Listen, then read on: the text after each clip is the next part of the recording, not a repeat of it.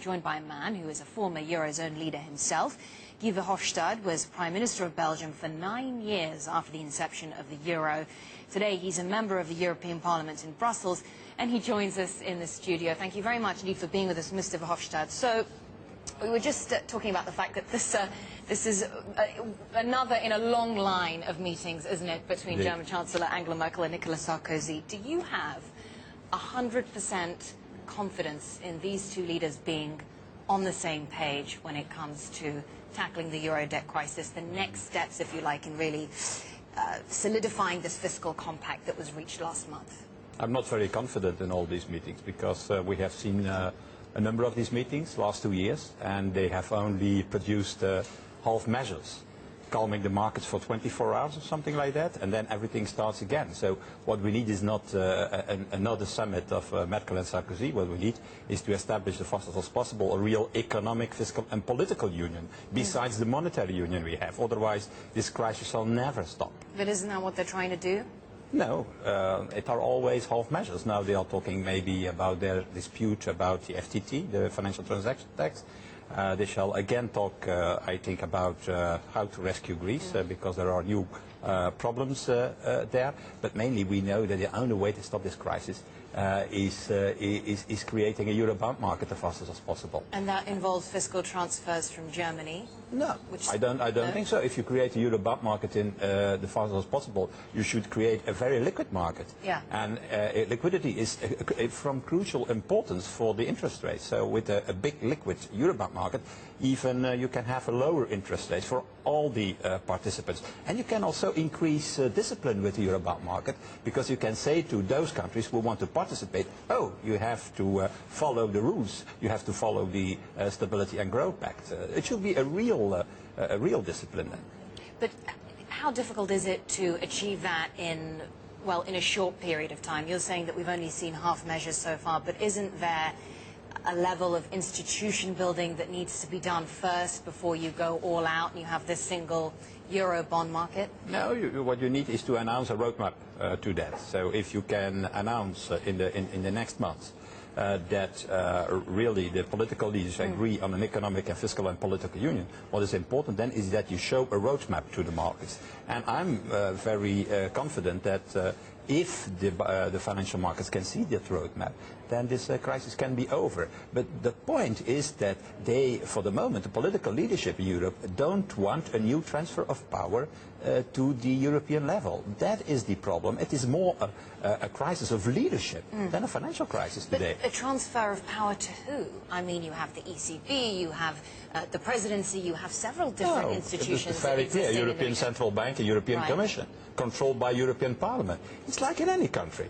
In every country you have a government as the European Commission for Europe, and you have a parliament as European Parliament for the European Union. Would you say the ECB is right now is comfortable with playing that role? Because the argument that we hear consistently from them is national governments have to deal with national problems. I agree with that position of the European Central Bank, and they are, I think, not very comfortable with what is happening.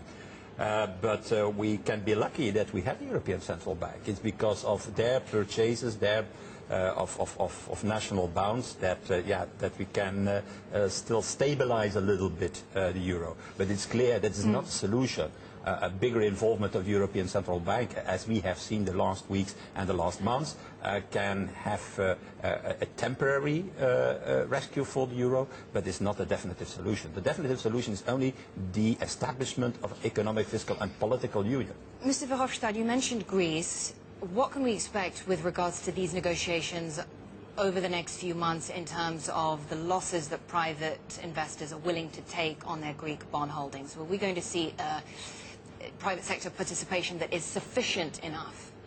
I think that the political leaders have to stick to the decision that they have taken about this, because if they go now beyond that, asking a bigger involvement of the private sector in the efforts for Greece, then they destroy the other conclusions of the last European Council, where they said that in the future they should never try again to have an involvement of the private sector beyond the rules of the International Monetary Fund.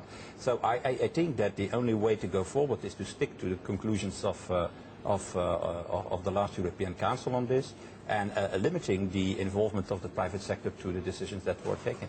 Are you concerned about a disorderly default or restructuring situation, and two potentially big risks that emerge from that, the fallout that we would see on the banks, and Italian, Spanish borrowing costs rising to unsustainable levels? I think the contagion is the most difficult problem to face for the moment, because contagion there shall be in any way to Spain, to Italy, maybe to other countries. Do you think that risk has receded a little bit now with the incoming technocratic government that we've seen in Italy, for example? No, I think it was a very good move that the Italians did, and that Mr. Napolitano, the President of the Republic, did by putting there Mr. Monti, who has an enormous credibility.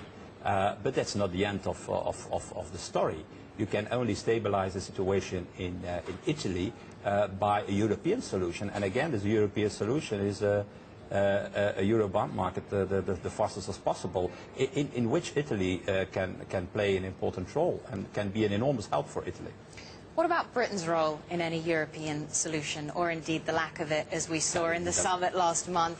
Do you think there is a risk here of Britain losing influence in Europe, of there being isolation and that hurting, if you like, not just political influence but also the economy? I think that Mr. Cameron made an enormous mistake by doing what he did and by leaving the negotiation table. Because if you want to really to do something for the interest of the City of London, the best way to do it is to be around the table where the decisions are taken, and not to run away. But as you're saying, decisions aren't being taken. Well, not enough. In any way, the new treaty that we are discussing for the moment, and I do it in the name also of the European Parliament, there are 3 negotiators for the European Parliament, is a step forward, but certainly not enough. And I think that if Mr. Cameron wanted to obtain something for the City of London, the best place to be was around the negotiation table, where we are discussing for the moment this new treaty. No, I hope you'll come in again. Former Belgian Prime Minister Guy Verhofstadt, good to have you on the programme.